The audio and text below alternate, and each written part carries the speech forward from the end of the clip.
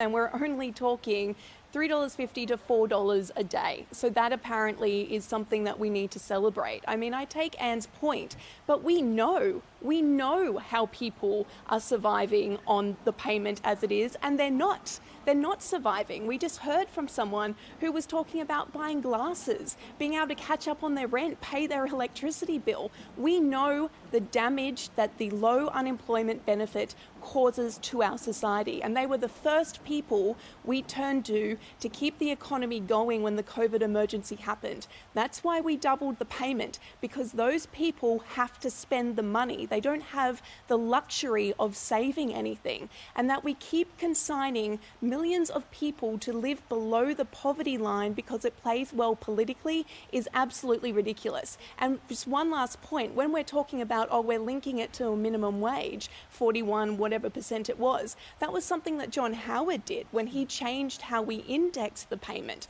So we've been making mistakes with this on and on and on, and we keep giving tax cuts because apparently the working public need more money in their pockets to survive in this economy, but the people who don't work don't. I've been contacted by people all day talking about jobs that they've turned down because they didn't feel comfortable in that particular workplace. They didn't like the questions that were being asked because, one person pointed out that she applied for a job with a lawyer and then found out that she would be working alone with him in his house. There are millions of reasons why people turn down jobs, and it's not because they don't want to work. It's because it doesn't work for them, and that is not unreasonable, I don't think. And the fact that we have a narc line being set up to allow employers to say this person didn't take a job, therefore their benefits should be cut, I think is absolutely reprehensible. And one last thing, we actually build unemployment into our economy. It's part of the economic levers that we pull to keep inflation down,